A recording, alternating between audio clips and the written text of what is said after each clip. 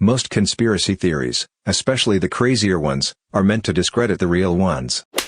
What's something you know to be 100% true that everyone else dismisses as a conspiracy theory?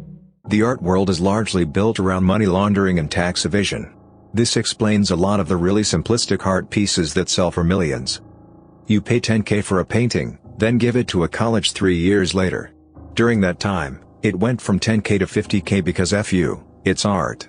So you tell the IRS you donated $50K this year. And you can deduct donations from your yearly revenue and thus pay less taxes. The university plays along because they get free stuff out of the deal. Basically what money laundering is that you invest your dirty money by operating a business and reclaiming your original money via the business's profit in order to avoid taxes. This can be applied to items of value as well. Buy a $100,000 painting that is less money you would pay in taxes, then go back and sell it. K-pop was created by the South Korean government under suggestion from the IMF as an extra exportable industry to fix its balance of payments. It really happened that way. I'm more surprised people or surprised governments get involved in cultural exports. Japan had some 5-year Cool Japan thing going on. Thailand sending chefs to America to popularize Thai food. It's a way to win the game, cultural victory. You want tourism and people buying your stuff, so you do whatever works. The government is actually watching everything you do. Now that doesn't mean there is some dude sitting at a computer looking over your internet history. But the government does have tons of information about you on a server somewhere. The paradox is that a lot of people in the government don't know they have it, and the rest don't know what to even do with it. Not everyone dismisses it, but the US government is still experimenting on its own citizens without their actual consent, but their implied consent.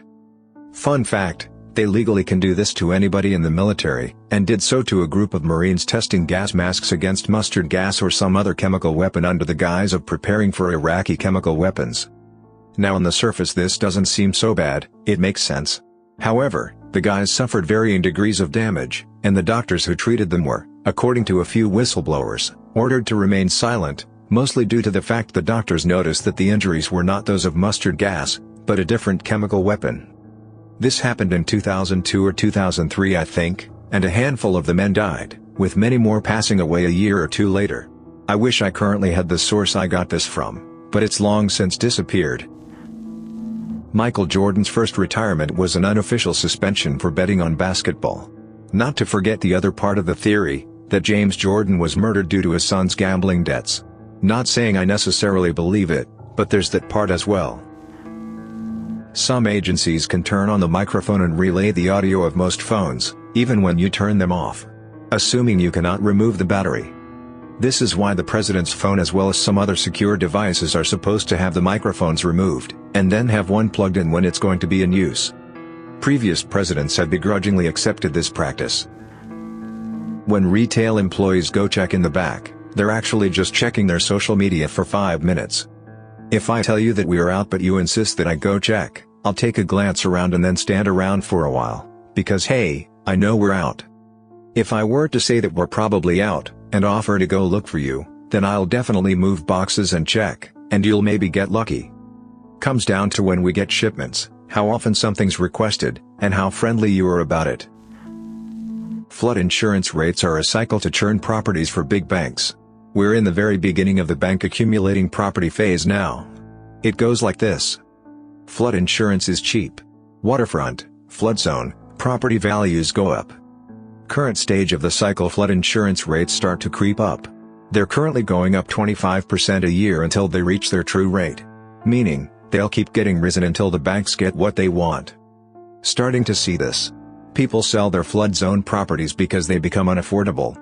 I.e. you have a rental property that's clearing $250 per month, then your flood insurance goes up $100 per month, and it's going up next year, and the year after that. People will start selling, this hurts property values. This is where the banks clean up. Property prices drop so low that people can't afford to sell, so they have to short sell or sell for a loss. If they can sell at all, otherwise the bank forecloses. The bottom falls out of the market and prices plummet because insurance rates are too high. The banks accumulate thousands and thousands of these undervalued properties. Now, the banks have to sell these things. If only there was a way to sell these properties. Oh yeah, let's reduce flood insurance rates and give the market a boost. This is where the cycle repeats. A couple things to note: the big giant million-dollar homes aren't really affected by this. The owners are usually wealthy enough to afford their flood insurance rates, or own the house outright and don't need to carry insurance. The banks and the government are basically the same entity in this circumstance. A lot of houses in flood zones are huge neighborhoods that just happen to be low-lying, and can be miles away from waterfront. So, poor neighborhoods get hit the hardest by this. There's a cabal of very wealthy and influential psychopaths who control a good chunk of world politics. New members are introduced to, or encouraged by their own peers to partake in, pedophilia. They end up doing that not just because they may be bored with their lives or enjoy hurting children, but also because this team-building exercise in the guise of underage sex parties allows their friends to get compromising material on them. It is an initiation ritual aimed at building trust between everybody involved. If, almost, every member of the cabal has dirt on everybody else, then they surely won't rat each other out.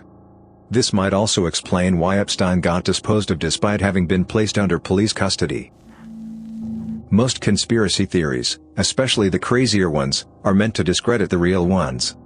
I've heard that the military encourages UFO conspiracies surrounding Area 51, because it's a testing site for experimental aircraft, and they'd prefer the rumors that spread around Area 51 to be complete lunacy about aliens rather than credible sightings of top-secret experimental stealth bombers or whatever. But I've only really heard this as rumors, never really seen any hard proof. The only reason why we are still in the Middle East is to harden our military so that if we go to war with another nation our troops have battle experience. I think this is what Russia is doing with Ukraine now too. Not to forget money. As the biggest weapons exporter in the world, we create a ton of weapons and war is very good business for arms dealers. Luckily for them, they sell to our military and have a lot of control over our government. Also, having a military presence in a place with lots of oil means you can try to stabilize prices and create stronger relationships with the people who control the oil. The longer we're in war, especially ones with no end in sight and not many soldier casualties, a handful of people make a lot more money. Back in 2012 I flew back to the US via LaGuardia. As we started our descent, my husband, then my boyfriend, told me to look out the window. Loud as all hell, all I could say was holy hell. There's a drone next to us. Woman in front of us whipped her head to the side and gasped in horror. As soon as she saw it, it went sideways and flew under and away. She got all in a panic and asked a flight attendant who assured us that we probably mistook something else for a drone. This thing was huge. 10 to 15 feet long? I've never seen one before and didn't know they were that big. Guys, the lady kept pestering the flight's attendant who had to then come back after speaking to pilot to refute what we saw. She kept saying that the military does not fly their drones this close to commercial flights. No one believed us. I'm from the good old USSR, so I just got mad paranoid and kept my mouth shut. My husband would tell this story often. Friends sent articles confirming the pilot's take on things. And then around the reality winter time whistleblower releases, 2018, I ran across an article where the DoD admitted to have been doing this for ages while denying it to the public. At one point I felt like I imagined the whole thing. I mean, it was so surreal to see this drone feet away from our plane. It really shook me when it happened. I had nightmares for a while. That Disney owns an adult film industry, they just don't affiliate their names with it. I've told this to many people and look at me in horror like I just killed their child. I don't have a sinus source on this. This came up in a finance class years ago, and looking at it from a business perspective is not something to be amazed of. We're running out of antibiotics. Bacteria are developing resistances faster than we can produce new ones. At the current rate, we'll run out within the next 50 years. We've already exhausted the first ones we developed, like early types of penicillin. It's not all bad, though. If we rotate what we have, and invest in developing more, we can prolong the deadline indefinitely. Regardless, when your doctor tells you to take your antibiotics for the full prescribed duration, and to dispose of them safely at a pharmacy, you should listen. Source: Biologist. The bachelor course on pathogenic bacteria covered this. Social media, especially Snapchat and Instagram, exist in part to make us more comfortable with events in our lives being publicly known, which in turn makes us okay with losing privacy from government surveillance. I'm not saying that was the original intent of those apps. I'm saying that in their current form they tacitly encourage people to be comfortable with being watched and having their lives recorded. The government basically encourages this because it suits them. We'll go extinct before we can ever colonize other planets. In one of Vonnegut's books, pretty sure it was Hocus Pocus, he posits that the true point of humanity's existence is to create a strain of bacteria robust enough to survive being jettisoned into space. And survive long enough to make it to a habitable planet and begin life again. Democracy is dead. Americans talk about their right to bear arms, and that's cool and all, but if you need to overthrow a government by force, you are not going to take down the US Army just by rallying a few thousand sympathetic freedom fighters. And you'd better believe that you're always the terrorist in this situation, because the media will lie and smear to protect the government and corporate interests. A lot of first world countries have an intentionally broken voting system, first past the post, which keeps the two largest parties in power. This means that if people vote for the best party for the job, their vote goes to waste, so they often vote for a much worse party that aligns with them on more issues than the other choice. This in turn further entrenches the two-party system. Two parties means fewer people to bribe when you need policies passed or blocked. There is an element of voting with your wallet here, in the sense that the more you line the pockets of politicians, the more your vote on an issue counts. And it's only the ultra-rich and large corporations that have this kind of money in the first place. The policies these companies lobby for inevitably serve to reduce their social and environmental responsibility and contribute to the still expanding income inequality in America and the UK and many other countries.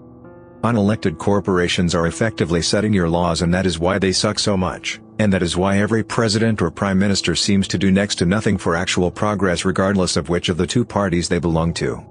But sure, you have a vote which you can use to elect one of two corporatist puppets, and you have a gun which you can use to rise up. Except you won't, and if you tried you'd be killed on the spot. That's not democracy, that's democracy theater. In the UK, we tried to change the voting system to one that would allow people to vote for their favorite party first and then rank other parties by order of preference, but it got shot down after a vote was called and the majority voted no. It seemed like all it took to convince most people to vote no, was for the media to say, "Don't do it, it will just end up voting the Lib Dems in." This also illustrates a problem with democracy. Even when we have it, people make uninformed decisions without knowing that they are missing vital information, and the media can manipulate this incredibly easily. Thanks for listening to Radio TTS. Hit the subscribe button to hear more uncomfortable stories about corrupt institutions and creepy powerful people. Share your own theories in the comments below, and remember, at this moment, someone could listen to you via your smartphone mic.